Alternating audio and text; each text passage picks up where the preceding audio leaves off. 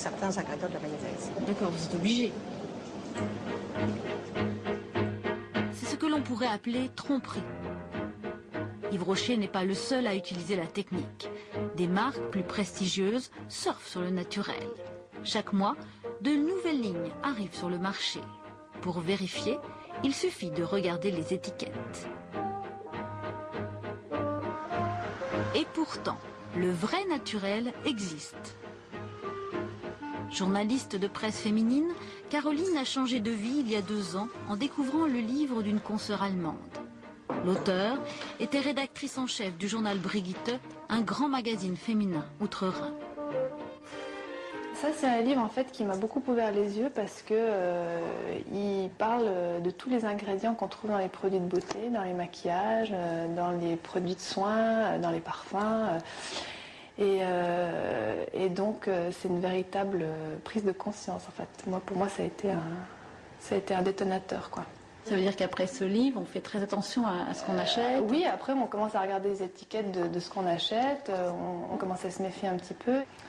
Vous arrivez à vous maquiller avec des produits naturels? Bah oui, là on a, j'utilise un petit gloss qui contient en fait aucun conservateur, pas de parfum et pas de matière synthétique. Aujourd'hui, Caroline n'utilise que des produits labellisés, achetés en Angleterre ou en Allemagne. En France, la réglementation est en retard. Les logos bio ou éco viennent d'arriver sur les cosmétiques. Mais pour être sûr de leur validité, il faut la mention certifiée. Mais Caroline est allée plus loin. Lasse d'être le porte-crayon des marques, elle a abandonné son métier de journaliste de presse féminine pour créer sa propre ligne de cosmétiques. Une petite gamme à base d'huiles essentielles avec une particularité étonnante. Vos produits, vous les mettez au frigo? Bah oui, parce que en fait, il s'agit d'une cosmétique, d'une ligne de soins complètement biologique avec des ingrédients issus de l'agriculture biologique. Donc effectivement, de les mettre au frais, ça les conserve beaucoup plus longtemps et ça les rend plus actifs. En fait, dans vos produits, il n'y a pas de conservateur, il y en a, stabilisant. si, il y a des conservateurs naturels, il y a des émulsionnants naturels aussi. Et c'est vrai que au départ, ça n'a pas été simple d'y arriver, mais on y arrive maintenant avec le naturel, mais c'est pas du tout évident. Il lui a fallu plus d'1 an pour assurer la stabilité de ses produits. Caroline vise une clientèle aisée. Elle les vend environ 70 € dans son institut de beauté à Paris et certains grands magasins en France et à l'étranger. La femme française n'est pas la femme anglaise ou la femme allemande. À Londres, par exemple, je reçois des emails de certaines consommatrices qui me disent est-ce que vos produits contiennent des parabènes? Est-ce que vous mettez des huiles minérales dans vos produits? Enfin, ce genre de questions n'arrivent pas en France. Mais les Françaises s'y mettent un petit peu, en fait. Soufflez tranquillement, laissez. Voilà. Faire des cosmétiques sans chimie, d'autres personnes se sont lancées dans l'aventure, quitte à aller chercher le naturel à l'autre bout du monde. Ce que je viens chercher ici, ce sont des produits naturels, des plantes qui possèdent en fait des nutriments, des choses exceptionnelles, parce que ce sont des endroits où la nature est dense et où tout pousse à l'état sauvage.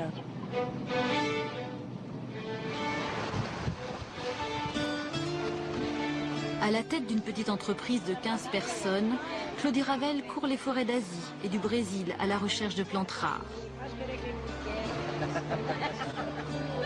Nous sommes au grand marché du port de Belém, à l'embouchure de l'Amazonie. C'est ici que tous les produits de la forêt convergent. Ces fioles renferment des extraits de plantes, de racines, des préparations d'onguents, toutes les recettes de la pharmacopée brésilienne. Le roucoum, c'est fait pour bronzer et on le mange aussi. C'est bon pour les intestins, ça nettoie les intestins. On en met 5 petites gouttes dans de l'eau et on boit. Le roucoum, c'est une plante qui est intéressante parce qu'elle protège du soleil. En plus, quand on la met dans une huile solaire, à la fois on active le bronzage et on a une protection naturelle. Elle est utilisée traditionnellement aussi par les Indiens. Et la dénomination peau rouge, elle vient de cette couleur que les Indiens se mettent sur la peau.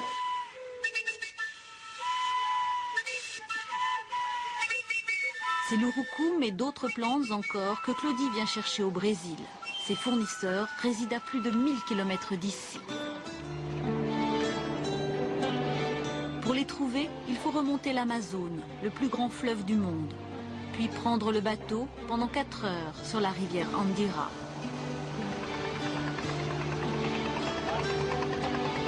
C'est le seul moyen d'accéder au territoire des Satéré Maoé.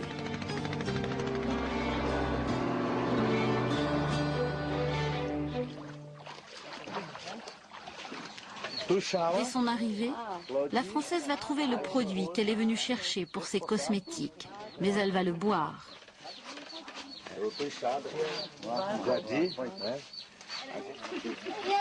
Cette femme prépare le sapo, la boisson sacrée de la tribu, à base de guarana, le fruit d'un arbuste des sous-bois.